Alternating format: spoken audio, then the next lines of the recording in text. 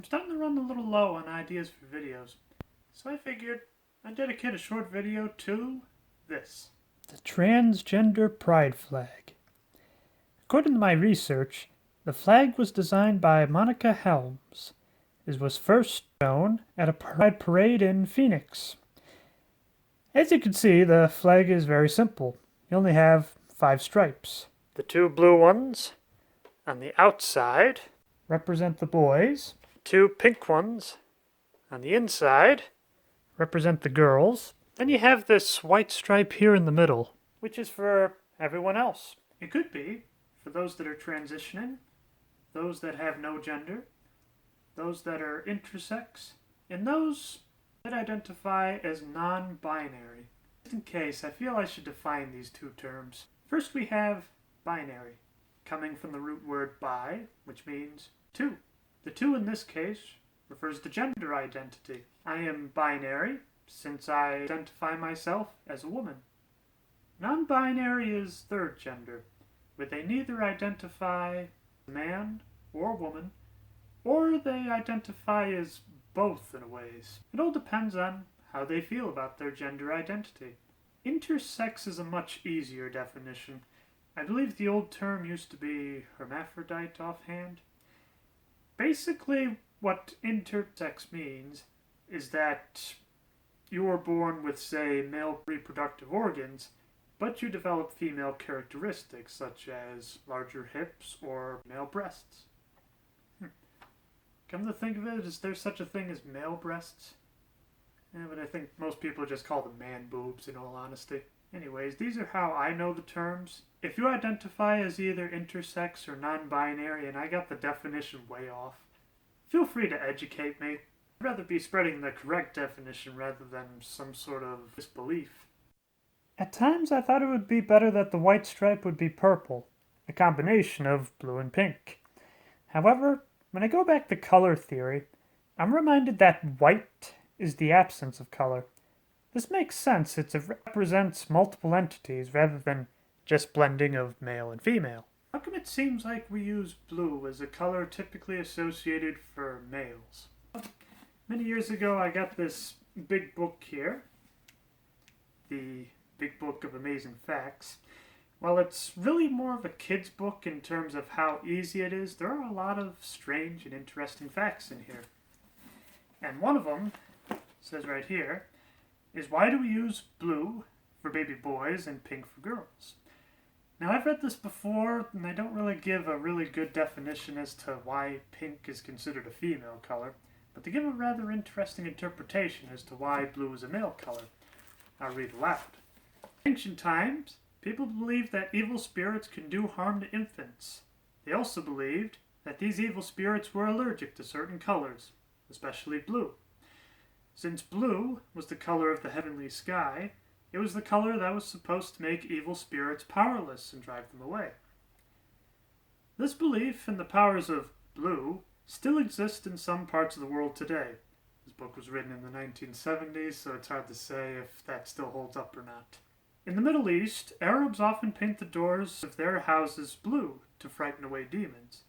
They also dress young children in blue to protect them from these evil forces. And then there's just a little blurb here about the color pink. During all these times in history, female babies were considered inferior to males. I guess that's just kind of society in a nutshell. So people never bothered to assign a special color to protect them. It was only in later years that parents decided that girls shouldn't be neglected, so they gave them pink. But how they decided upon pink, that's not really in the book. Just for fun, I decided to do a quick Google search on this subject. There were a lot of theories, but the general idea is, in the 1940s, a few marketing experts thought, we should have colors assigned to gender. It caught on, and it's been that way ever since. At least identifying white as non-binary makes sense, because white is the absence of color, and some people think of non-binary as the absence of gender. So there's at least a reason there. I'm sure this would make an interesting research paper, but in all honesty, I don't care. I'm a girl now, and I like pink, even though I'm not wearing it, but whatever. What's rather interesting about this book is there are several sections. One of them is entitled Your Amazing Body. And it's kind of funny that they describe where babies come from. But probably the thing I find the most humorous, now that I'm transitioning, is there's this little section here. What decides if you will be a boy or a girl? Well, the short answer is free will at this point, but let's see what they thought back in... How old is this book again? 1980. What decides if you will be a boy or a girl? I'm sorry, I just can't help chuckling at this. There are two special chromosomes in you when you were just beginning life as a fertilized egg. These are called sex chromosomes. Scientists have named them X chromosome and Y. A woman's egg cell contains only an X chromosome, while a man's sperm cell contains either an X or Y. If the woman's egg cell is fertilized by a sperm cell with an X chromosome, the fertilized egg will have two X's, and the baby will be a girl. If only. But if the sperm cell has a Y chromosome, creating both X and Y in the fertilized egg, then the egg will develop into a boy. I'm just kind of imagining how much this little section here would be triggering a lot in the transgender community. For me, I just look at it as old cartoons. You can see how much we've grown as a species, evolved as a society. True, there are some people that still cling to these old ways, but that's their problem. If we can go back and we can laugh at old stuff like this, if we can go back and we can understand how people thought back then perhaps we'll have a better understanding of where people are today. And just to give you a sense of scale, I think I'll hold up the flag just to kind of show you how big it is. In all honesty, I could probably cover this couch with this. Yep. I can cover the couch with this flag. Yeah, this is probably... This is your standard 7 by 4 feet. It's an ordinary flag.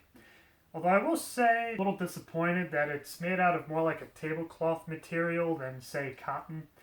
So while it says you can hang it outside, it's best not to leave it out in heavy storms.